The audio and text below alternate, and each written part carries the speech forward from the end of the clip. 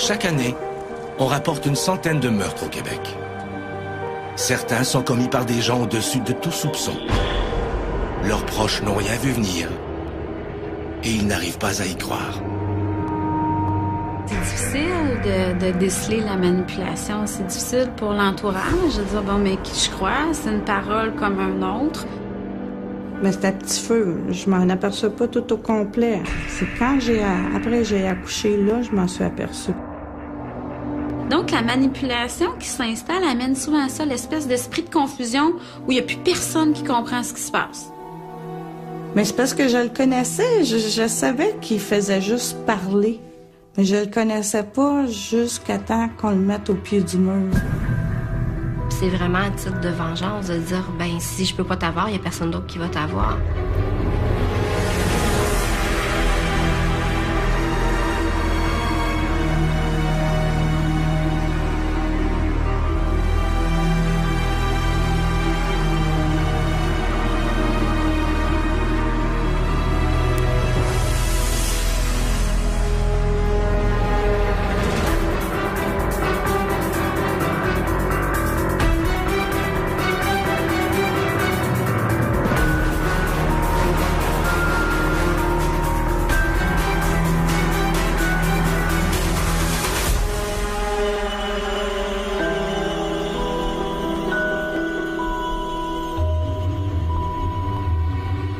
Le vendredi 18 septembre 2009, Daphné Pelcha et sa mère, Martine Bélanger, attendent l'arrivée d'Albert Pelcha, qui a la garde de sa fille cette fin de semaine-là. Martine a quitté Albert il y a déjà 6 ans, en 2003. La séparation et les années suivantes ont été d'une difficulté sans commune mesure pour la femme.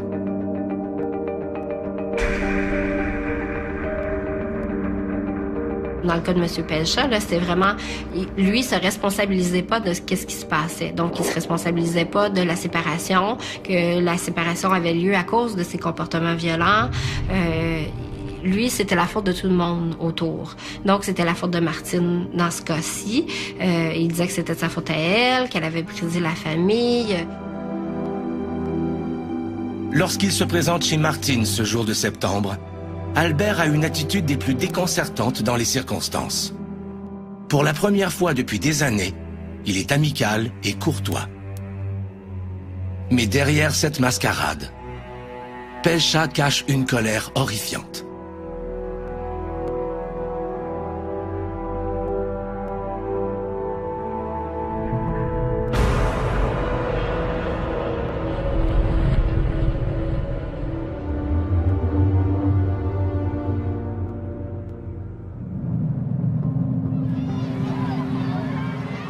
Juillet 2001, la canicule sévit sur Montréal et ses environs.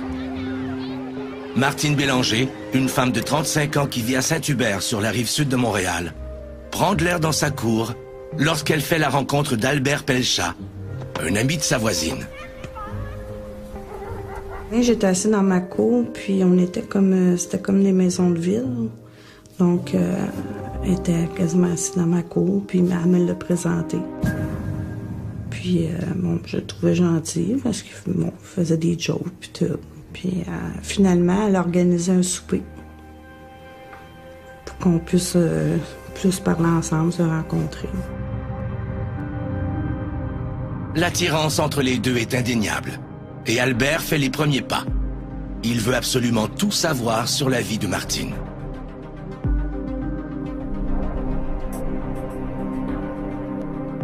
Il avait hâte de rentrer chez nous, il avait hâte de voir qu'est-ce que ça avait l'air chez nous. Puis je me souviens que cette fois-là, il m'avait dit « T'es très naïve, toi. »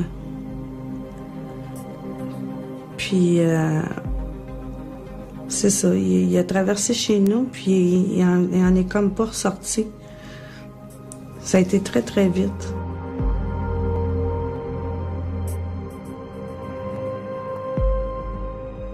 En septembre 2001, 2 mois après leur première rencontre, Albert déménage chez Martine.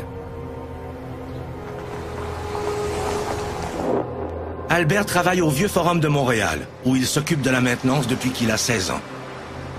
Là, tu te dis, le gars, il travaille, ça fait 20 ans à la même place. Il doit être stable un peu. On imagine qu'il avait un bon salaire à ce moment-là, parce que je sais pas tout, moi, au moment où je la rencontre. Albert est apprécié de ses amis et collègues de travail. Moi, Albert, je le considère comme mon frère.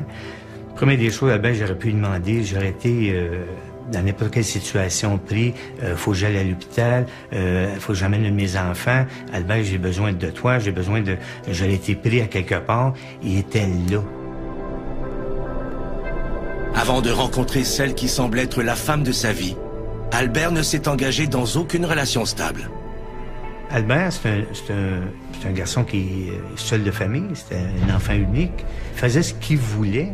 Il a toujours été seul. Albert, il faisait ce qu'il voulait quand il voulait. Il partait quand il voulait. Il faisait les choses à son rythme, à sa façon. Malgré sa nouvelle vie de couple, Albert ne change pas ses habitudes.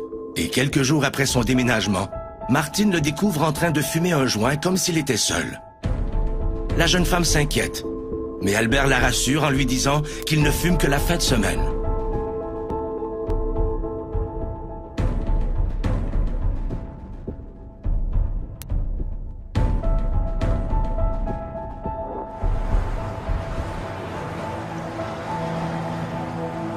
Martine, qui occupe un poste au service des ressources humaines d'une grande entreprise de la Rive-Sud, va travailler tous les jours comme à son habitude.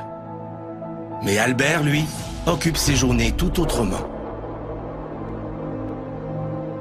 Il m'avait dit que quand on s'est rencontrés, qu'il faisait juste fumer un joint tous les fins de semaine.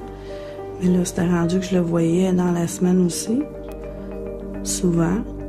Ensuite, c'était au travail, il manquait pour tout, pour rien. Là. Il y avait toujours une maladie, un bobo, mal de ventre, une gastro, là, tout ce qu'on peut imaginer pour les défaites pour pas rentrer travailler. Albert passe souvent ses journées à faire du ménage. Il nettoie et ramasse tout ce qui traîne avec compulsion.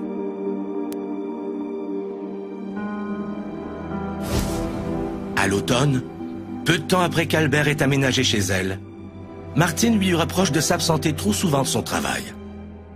Mais au lieu de lui donner raison, Albert rétorque qu'elle est jalouse, car elle n'a pas le loisir de s'absenter comme lui, puisqu'elle n'est pas syndiquée.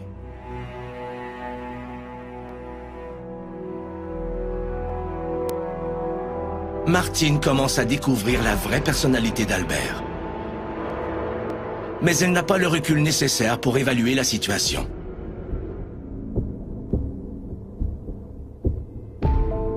Albert isole de plus en plus Martine de sa famille et de ses amis. La manipulation, dans le contrôle, installer un climat de terreur, c'est pas évident à voir ça.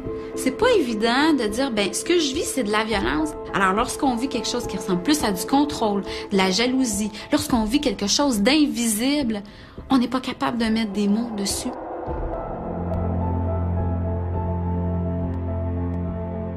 Martine et Albert vivent ensemble depuis près d'1 an. La violence sourde d'Albert commence à faire son œuvre. Martine sait qu'il y a quelque chose qui ne tourne pas rond, mais elle se sent responsable. Le 28 mai 2002, Martine fait un test de grossesse. Pour s'assurer de la validité du résultat, elle fait un second test. Encore sceptique, elle en fait un 3e.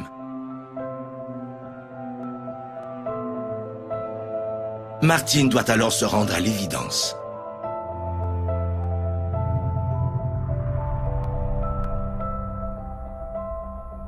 Malgré sa joie, elle redoute d'annoncer la bonne nouvelle à Albert, craignant maintenant ses réactions trop souvent hostiles. J'ai dit, va voir le test dans la salle de bain. Fait que là, lui, il voit le test de grossesse. Il revient s'asseoir, mais pas à côté de moi, comme un couple qui va se serrer dans ses bras pour dire, youpi, on va avoir un bébé. Il s'assied dans sa chaise, dans son lazy boy. Puis là, il dit, aïe, aïe, on va avoir un enfant.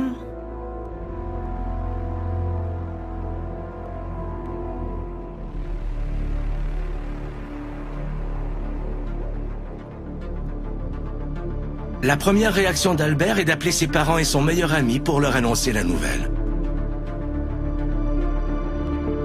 Je pense que j'ai trouvé la bonne femme. Maintenant, je suis rendu sérieux, donc m'être père, puis ça va être ça. Martine réalise un rêve en tombant enceinte. Mais fonder une famille avec un homme qui ne semble pas pouvoir combler ses attentes de mère la perturbe.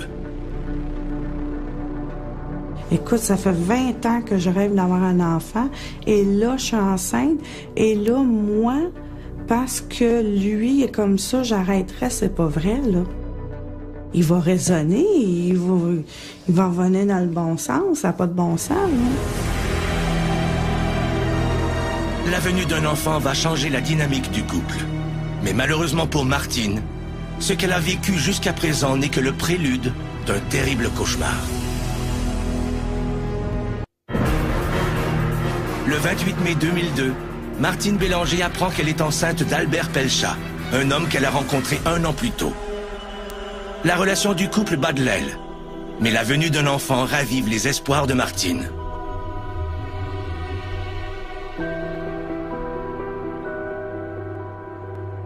Martine sera rapidement désillusionnée.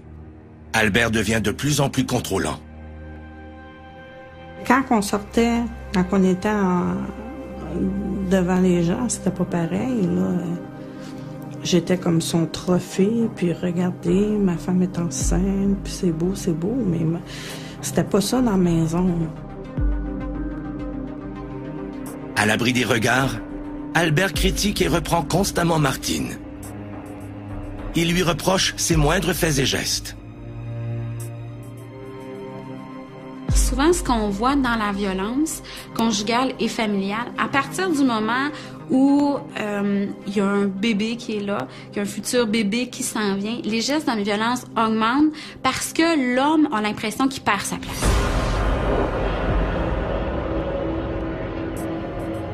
Le 5 février 2003, Martine donne naissance à une petite fille, Daphné. Le couple revient de l'hôpital avec le nouveau-né. L'occasion devrait se prêter aux réjouissances. Mais le nouveau père est nerveux et prend des comprimés pour calmer son anxiété. Martine s'occupe seule du bébé. Il était très anxieux. Lui, il prenait des médicaments contre l'anxiété. Fait que tout son stress, là, on le sentait. Juste dire, on s'en va à l'épicerie vendredi prochain, là, vendredi qui s'en vient. Fallait qu'il me le répète 3 puis 4 fois dans la semaine. Quand il se fâchait ou quand ça faisait pas son affaire, c'était toujours... il explosait. C'était démesuré. En mai 2003, 3 mois après la naissance de Daphné, Martine accepte à la demande d'Albert de le reconduire à l'hôpital. Elle veut savoir comment il va justifier au médecin tous les maux qui l'empêchent d'aller travailler. Là, il allait voir son médecin. Là, il m'amène voir son médecin avec lui parce qu'il fallait que je conduise devant les gens. Fait que le bébé dans l'auto, ouais, je conduis, je m'en vais à Montréal, son rendez-vous chez le médecin. Je l'écoute parler au médecin, puis c'est pas la vérité qu'elle raconte au médecin. Albert raconte au médecin qu'il a de sérieux problèmes de santé physique, afin d'obtenir un document justifiant ses absences auprès de son employeur. Martine comprend alors que c'est aussi pour confirmer son invalidité qu'Albert lui demande d'être au volant de sa voiture. En revenant, j'ai demandé, pourquoi tu es comme mentré au médecin? Pourquoi tu dis pas les vraies affaires? Qu'est-ce que t'as exactement? Puis que tu fumes ton joint tous les jours, puis tu prends des médicaments pour l'anxiété, tu devrais savoir que ça va pas ensemble. Albert perd patience et saisit violemment le bras de Martine. Craignant d'alarmer sa fille, Martine parvient à garder son calme et conduit jusqu'à la maison du couple. Elle dépose Albert et poursuit sa route. Martine s'est habituée aux colères d'Albert, Mais depuis la naissance de Daphné, elle réalise à quel point ce climat est malsain. Elle ne voulait pas que Daphné soit exposée à ce genre de choses-là. Elle voulait pas que Daphné grandisse dans un milieu de violence. C'est sûr qu'elle s'est dit qu'elle voulait pas ça, ni pour elle, ni pour sa fille. Au mois de juillet 2003, 6 mois après la naissance de Daphné, Martine annonce à Albert qu'elle a décidé de rompre. Il prend tout ce qui est sa table puis le garoche à terre en criant « T'as pas d'affaire à me faire ça ». J'ai eu peur, je me suis reculée au bord du mur. Et puis là, je me suis penchée parce qu'il est venu pour me fesser. Fait que je me suis penchée, mais là, je me suis mis à crier. Je me sentais pas bien de crier comme ça, là. Je savais que le bébé pouvait m'entendre. Martine crie de toutes ses forces et fait reculer Albert, qui n'est pas habitué à ce qu'elle réagisse si vigoureusement. Martine est déterminée et profite de cet instant de surprise. Elle saisit le téléphone avant de s'enfuir à l'extérieur et appelle la police.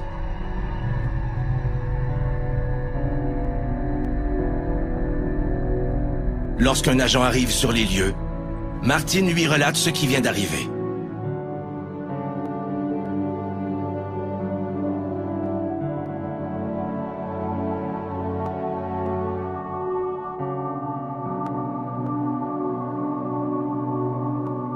Le policier entre dans la maison. La petite Daphné dort et Albert est en train de vider le lave-vaisselle dans un calme apparent. Tout semble être sous contrôle.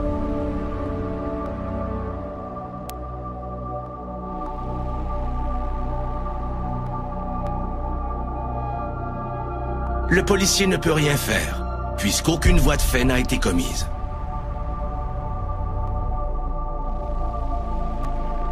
Mais Martine ne veut plus se retrouver en présence d'Albert. Et puisqu'il refuse de quitter la maison, Martine demande au policier de l'accompagner à l'intérieur.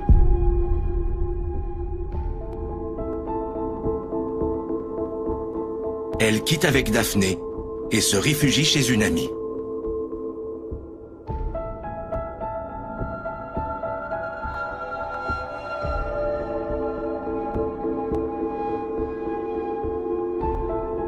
Quelques jours plus tard, Albert quitte la maison et déménage chez ses parents. Martine rentre ensuite chez elle avec Daphné. Martine consulte alors une avocate pour établir les modalités de visite et le montant de la pension à verser. Le coup est dur pour Albert. Il vient de perdre sa conjointe et il ne pourra voir sa fillette âgée de 6 mois qu'une fin de semaine sur 2. Mais au lieu de reconnaître sa responsabilité dans la rupture, il s'enfonce dans la colère.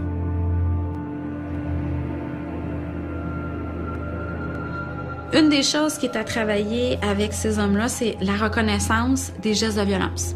Ce sont des hommes qui sont pris dans leur situation et qui ne voient pas les gestes qu'ils commettent. Donc, de regarder avec lui, de sensibiliser les impacts qu'a sa violence. Au mois d'août 2003, à peine 1 mois après la séparation, l'employeur d'Albert, choqué par ses trop nombreuses absences, le congédie. T'as les avocats, t'as l'avocat qui lâchait pas sur le côté pension alimentaire, c'est ici, c'est ça. Tu sais, puis là, moi, j'essayais de l'aider là-dessus en disant, Albert, faut que tu trouves de quoi, t'auras pas le choix.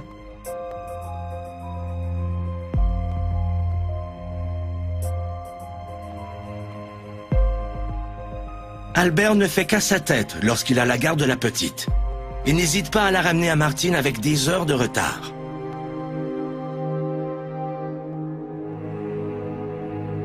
En revanche, quand Martine demande de modifier l'horaire, Albert refuse catégoriquement ou exige que la demande soit faite par écrit. Fallait pas que je déroge, moi, là. Lui, c'était correct, mais moi, fallait pas que j'empiète sur son terrain, même si j'échangeais, non. Plutôt que de se calmer durant les mois suivant la rupture, Albert s'énerve de plus en plus. Il va même jusqu'à harceler Martine au téléphone.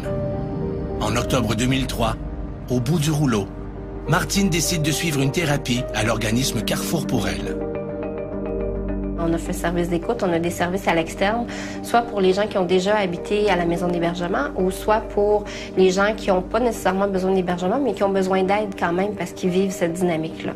Fait que dans le cas de Martine, elle n'a pas eu besoin d'hébergement, mais elle s'était quand même adressée à nous pour savoir qu'est-ce qu'elle pouvait faire puis comment qu'elle pouvait avoir de l'aide.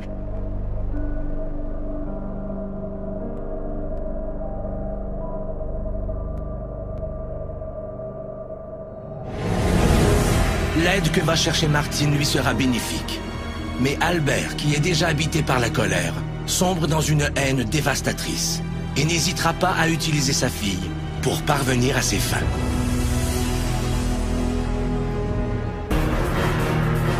En juillet 2003, Martine Bélanger vit avec Albert Pelchat depuis 2 ans, lorsqu'elle décide de rompre pour protéger leur fille Daphné du climat malsain engendré par la violence psychologique de son conjoint.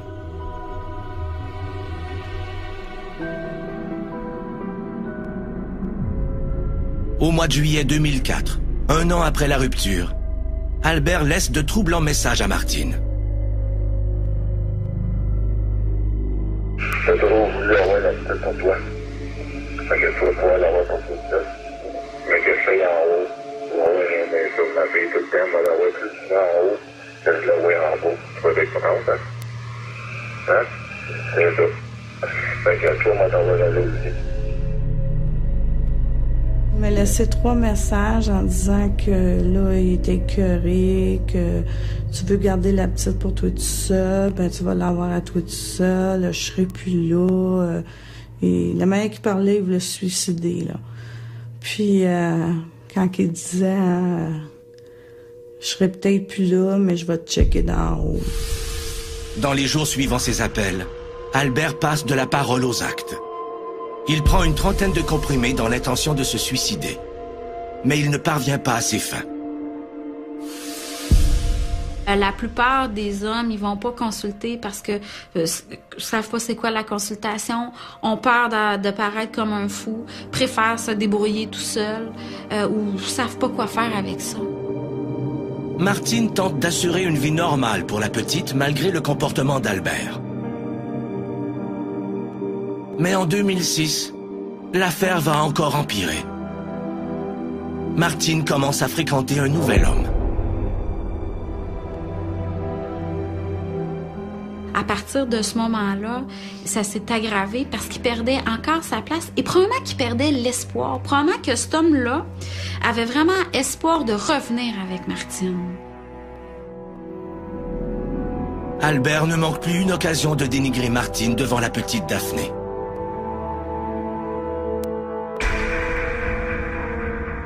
Des fois, je disais, Albert, fais attention, c'est sa mère. Parle pas comme ça devant elle, quoi que ce soit. Puis ça, je l'ai repris à quelques reprises là-dessus. La venue d'un nouvel homme dans la vie de Martine fâche Albert à un point tel qu'en août 2007, Martine se voit dans l'obligation de lui envoyer une mise en demeure, précisant qu'il doit cesser de la harceler, de l'intimider et de la menacer. Il avait commencé à laisser des messages genre j'espère que le chum à maman il est fin avec toi puis qu'il te fait pas mal. Tu sais, c'était continuel. Quand Albert garde Daphné, il la bombarde de questions sur le copain de Martine. Et en février 2008, l'histoire qu'il entend de la bouche de sa fille le rend furieux. On a la table qui est en bois, je suis en train de préparer le souper. Daphné est là, lui est ici, moi je suis en arrière. Puis là, la petite a fesse avec une fourchette sur la table. Bon, c'est normal, il y a des enfants qui vont arriver, qui vont venir nous chercher pour savoir jusqu'à où est-ce qu'on va aller. Daphné arrête, Daphné, c'est une table en bois, tu vas la briser. Elle n'arrête pas, puis à un moment donné, quand il pogne le bras, là, t'arrêtes, là. Fait que là, c'est normal, Daphné, elle a compté ça à son père. Bon. Pas y en vouloir, elle a le droit de parler. Mais lui, il l'attendait, celle-là. Et là, ça a été le bordel. Albert brise la restriction de sa mise en demeure et saisit son téléphone pour engueuler Martine. Mais sa colère ne s'arrête pas là. Quand il vient reconduire Daphné, il éclate. C'est la première fois qu'il criait là, comme un fou devant sa fille, puis t'es une petite folle, t'es une mère qui n'a pas d'allure, tu laisses ton chum fesser ton enfant, c'était pas fessé. C'est durant l'année 2008, alors que Daphné a 5 ans, qu'Albert commence à l'utiliser à ses fins. Il n'hésite pas à lui faire répéter ce qu'il veut à Martine. Au moment que Daphné était capable de parler au téléphone, dire « Maman, est-ce qu'on peut ceci, est-ce qu'on peut cela? » il a commencé à faire appeler la petite le dimanche pour dire qu'on n'arrivera pas à 7 heures, on va arriver plus tard. Fait qu'il faisait appeler la petite pour ça. La petite Daphné souffre de plus en plus de la hargne de son père et du climat que cela instaure. Daphné avait commencé à verbaliser des choses, elle avait recommencé à faire pipi au lit quand elle était propre avant. Il y avait des comportements qui se passaient, fait qu'elle voyait ces conséquences-là chez Daphné. Fait que c'est pour ça qu'elle était venue chercher de l'aide. Elle savait plus trop comment aider Daphné là-dedans non plus. Martine et son nouveau copain rompent. Mais les tensions avec Albert ne diminuent pas. Daphné fête ses 6 ans dans ce malheureux climat. Au cours de l'été 2009, Martine fait appel une nouvelle fois à l'organisme Carrefour pour elle. Quand Martine est venue nous voir par la suite pour travailler plus avec Daphné puis avec elle, c'est vraiment essayer de voir avec elle pour lui donner des outils pour elle, pour qu'elle puisse, dans le fond, être le meilleur modèle et d'être forte aussi pour sa fille. C'est pendant la session de thérapie que Martine réalise à quel point Daphné est troublée par sa situation familiale. On lui a demandé de dessiner des animaux, comme si c'était sa famille en animal. Puis elle n'a pas dessiné son père. Son père n'était pas là-dedans. Il n'était jamais dans ses dessins. Puis là, après ça, elle a réussi à dire à ceux qui étaient là qu'elle avait peur de son père.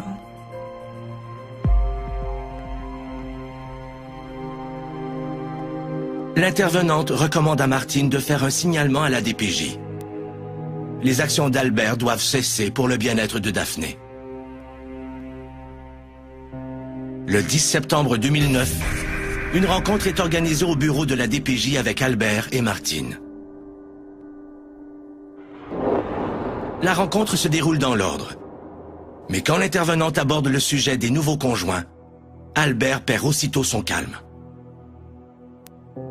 Puis là, elle est venue à dire, c'est sûr qu'à un moment donné, vous allez refaire vos vies, puis madame aura à un moment donné un conjoint. Et là, il est venu fou devant la fille.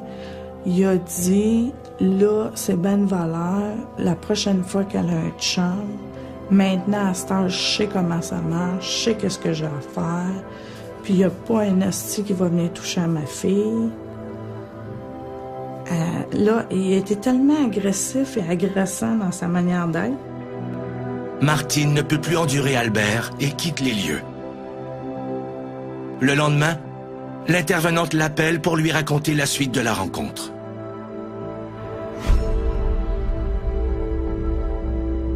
L'intervenante avait contraint Albert à aller suivre une thérapie pour hommes violents. Mais il était parvenu à la convaincre que Martine dressait un mauvais portrait de lui, dans l'unique but de lui enlever le droit de voir sa fille. Le vendredi 18 septembre 2009, une semaine après la rencontre à la DPJ, Albert doit prendre la garde de Daphné. L'été tirant à sa fin, il prévoit passer la fin de semaine dans un hôtel. À 19h, Albert arrive comme convenu. Contrairement à son habitude, il ne s'en prend pas à Martine et affiche même une humeur amicale.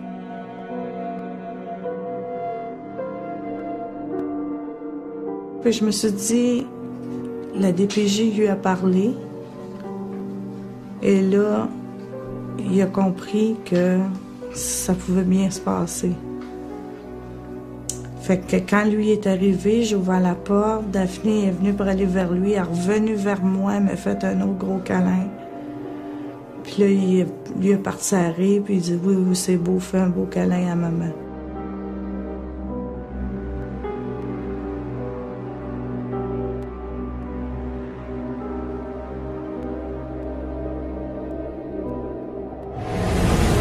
La rencontre d'Albert Pelchat avec la DPJ semble avoir porté fruit. Mais la suite des événements sera d'une horreur indescriptible.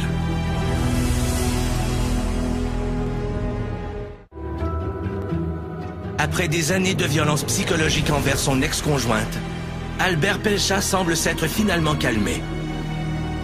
Le vendredi 18 septembre 2009, Albert Pelchat prend la garde de leur petite fille Daphné pour la fin de semaine.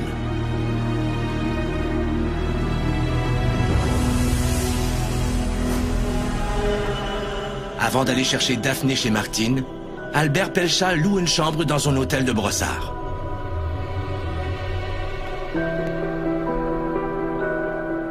À la réception, il demande de ne pas être dérangé par les membres de l'entretien durant son séjour.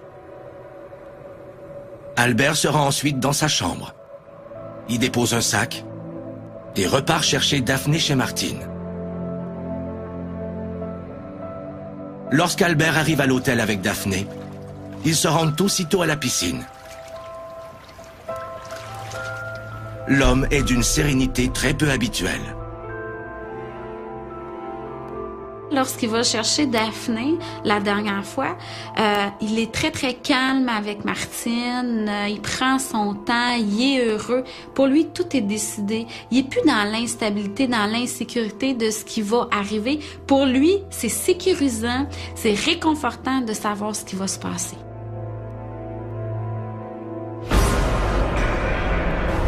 Deux jours plus tard, une femme de chambre de l'hôtel fait la macabre découverte des corps inanimés de Daphné et d'Albert. On alerte aussitôt les autorités policières.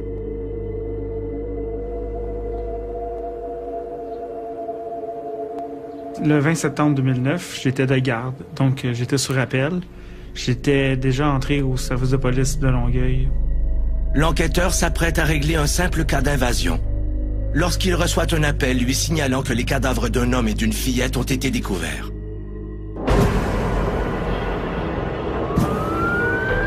L'enquêteur se rue sur les lieux. À son arrivée, il remarque que de nombreux patrouilleurs, des ambulanciers et des journalistes ont déjà envahi l'endroit. Il s'assure que la scène est bien sécurisée et pénètre dans la chambre. On découvre le corps inanimé d'un homme d'environ 45 ans et d'une fillette. L'homme se trouve au sol entre le lit de gauche et le bureau. La fillette est dans le lit de droite, sous les draps et couvertures, et l'oreiller au niveau par-dessus le visage. On découvre rapidement l'identité de l'homme et de la fillette. Mais il reste maintenant à identifier la mère de cet enfant, afin de la prévenir de la terrible tragédie. On a dû faire des démarches au niveau du Centre d'enseignement policier du Québec pour localiser la mère de la jeune fille.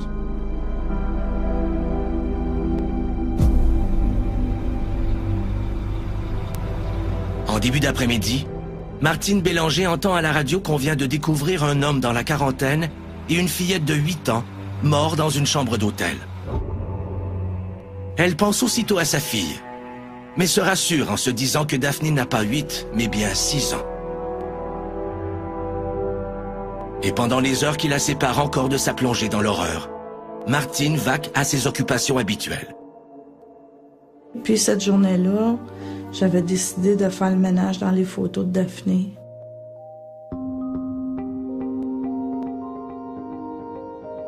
Fait que, tu sais, quand on dit, quand on meurt, on voit toute notre vie. Ben moi, je l'ai faite pour ma fille. J'ai tout revu sa vie en photo.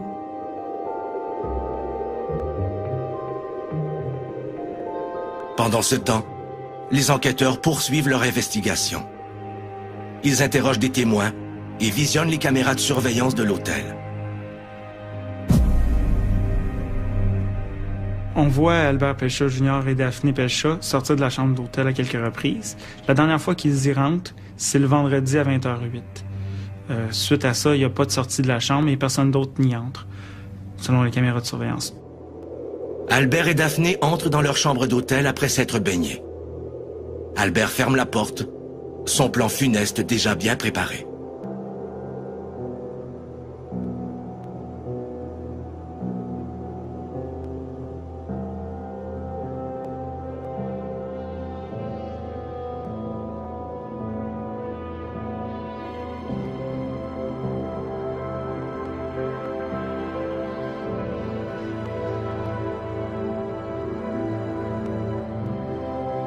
Albert défait le lit. Il couche Daphné et la recouvre de couverture.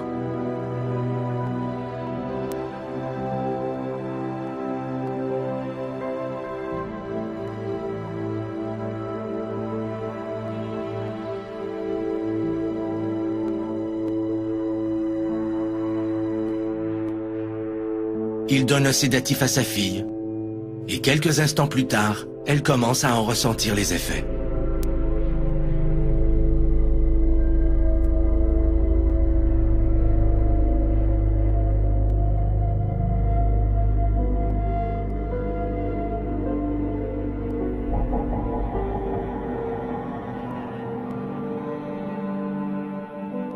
Lorsqu'elle semble bien endormie, Albert prend un oreiller et recouvre le visage de Daphné.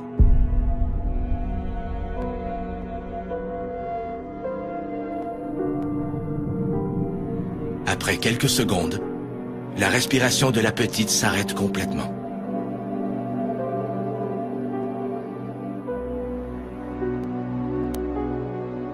Le plan funeste d'Albert n'est pas terminé.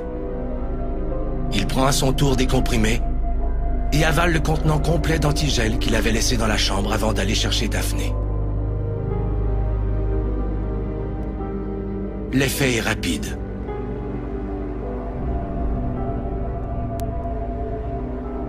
Albert est subitement pris de convulsions.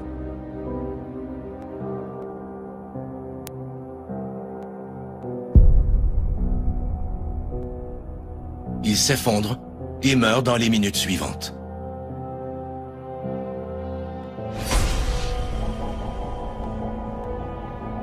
Il tue sa fille par vengeance, probablement. Moi, c'est ce que j'en ai déduit, pour blesser Martine. Et c'est probablement pour ça qu'il se tue aussi, pour blesser son entourage, parce que c'est un être qui souffrait.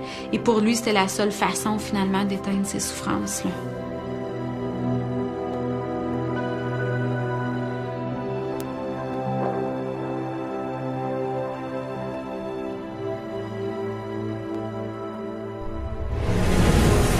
Le dimanche 20 septembre vers 17h, on sonne à la porte de la maison de Martine Bélanger. Comment trouvera-t-elle la force d'affronter la terrible épreuve qui l'attend?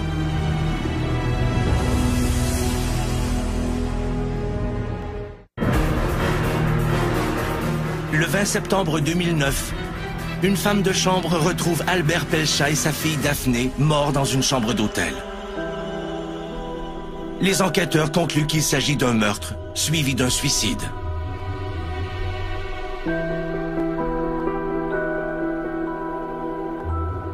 Ils ont alors la triste tâche d'annoncer l'horrible nouvelle à la mère de la petite.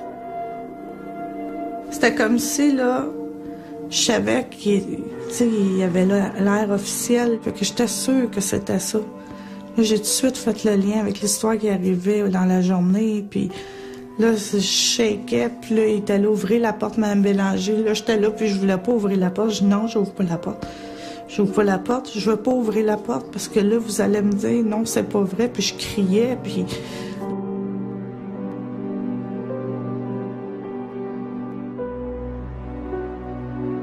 Là, à un moment donné, j'ai ouvert la porte, puis j'ai reculé. Puis je me suis assise à terre en bas de l'escalier.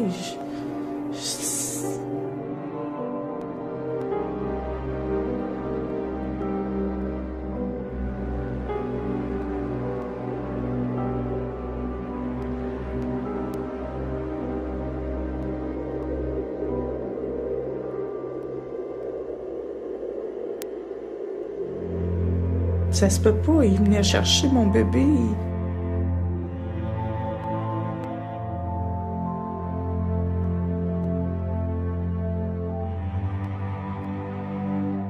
Malgré son immense douleur, Martine parvient à organiser les funérailles de sa fille. Les intervenants qui ont connu Daphné s'y rendent pour apporter du soutien à Martine. Dans les jours qui suivent l'horrible drame, la douleur de Martine est si intense qu'elle n'arrive plus à aller travailler. Et puis à un moment donné, je me suis dit, c'est infaisable de vivre avec ça. Puis je voulais voir comment est-ce que... C'était comme si je vais faire pareil qu'est-ce que ma fille a ressenti. Puis là, j'ai pris des... J'étais pour prendre ma pilule pour me coucher, puis finalement, j'ai fait ça direct avec la bouteille.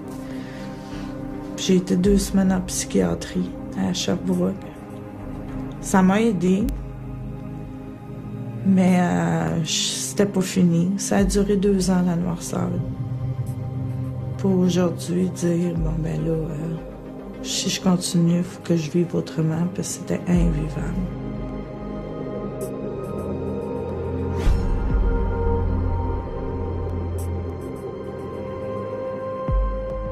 En 2010, Martine Bélanger, qui considère que la DPJ n'a pas bien fait son travail, entreprend des démarches auprès de la commission de plainte à la DPJ et la protection du citoyen afin d'obtenir des excuses et une forme de réparation. Puis je lui avais demandé s'il était habitué avec les manipulateurs, parce que lui, c'était quelqu'un vraiment, là, un champion, là. Puis on m'avait dit qu'il envoyait tous les jours à DPJ. Et là, il passait par sa fille pour m'atteindre.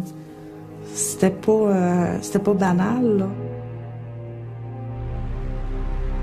Mais en 2011, Martine n'obtient pas de réponse satisfaisante de la DPJ, ni de la protection du citoyen, et elle décide de lâcher prise.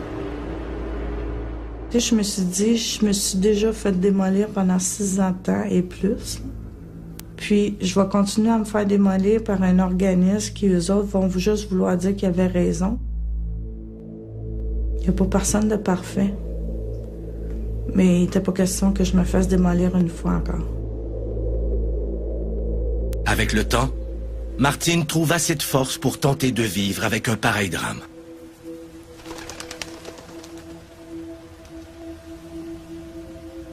Oui, j'y en ai voulu, là. Mais 2, j'aime autant penser que j'ai la paix de lui. Puis il viendra plus m'agresser comme il a fait dans le passé. Ça prend du temps même. Même il était mort. Puis je checkais encore ma façon de faire les choses. Là, c'était rendu, c'est qu'est-ce que la belle famille va penser. C'est fou, là. Très, très fort, ça. Martine semble avoir épuisé les ressources de notre système pour qu'on lui vienne en aide avant le drame.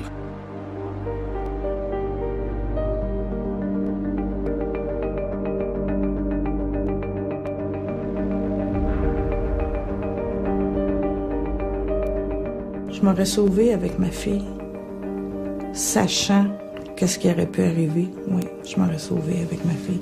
Mais la loi est pas... Tu peux pas te sauver avec ton enfant, là. Là, j'aurais été accusée de kidnapping. Madame, regarde maman. Non, maman ta face.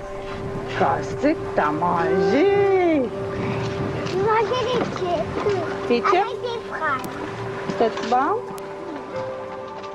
Martine a eu recours à toute l'aide disponible, mais malheureusement sans succès.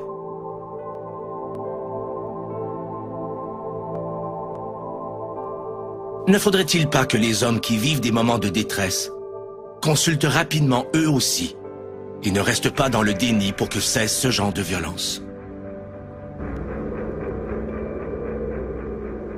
Si un tel drame se préparait dans votre entourage, sauriez-vous le voir venir?